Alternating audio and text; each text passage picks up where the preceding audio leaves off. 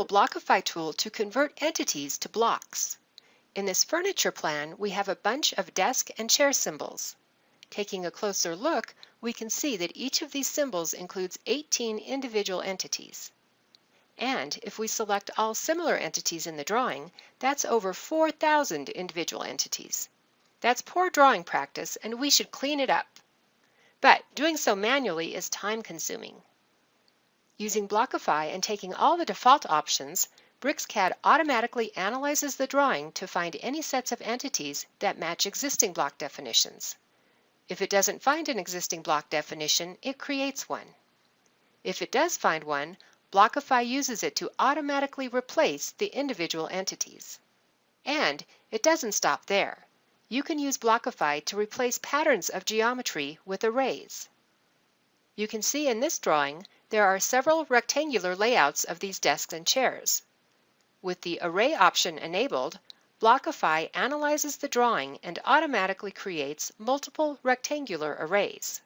In this example, I select a set of 2 desks and 2 chairs.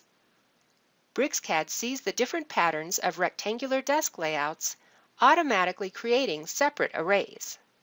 These are the same arrays I could have created manually. BricsCAD just does it for me a lot faster. With the arrays created, I can, of course, modify their properties. In this example, I increase the number of rows and columns. Now if you can see here, every line and circle is a different entity. Okay, and they are all mixed up over here. Okay, now if you can just see, I just want you to show the size of this file. So yeah, just a sec. It is approximately around 30 KB.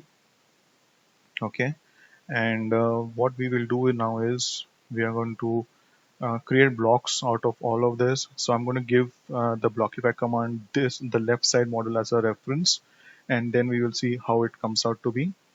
So I will just run the Blockify command. Okay, and it is telling me to select all the entities, so reference entities. So I'm just selecting this, and it is 50 over there. Now it is asking me select source entities. That is done now. Now it is asking me if you want to search the entire drawing. I'll say yes. And if you want to name the block, it's fine, else you can just leave it like that. Now if you can see, this is a single piece, even this is a single piece, even this is a single piece. Now in this also, this is what it has created. So it has referenced the one model, and it has wherever in the drawing it is there, it has converted them into blocks. Now this makes a lot of sense when you're working on huge files and you have, let's say, light fixtures or chairs, tables, and you want to convert them, or mechanical fixtures like a nut and a bolt, and you want to convert them as blocks. This is how the Blockify command helps you. Now many people have asked us, so isn't that the block command? I mean, no, yes, there is the block command. It is just a supercharged command known as a Blockify, which extends the block command in BricsCAD.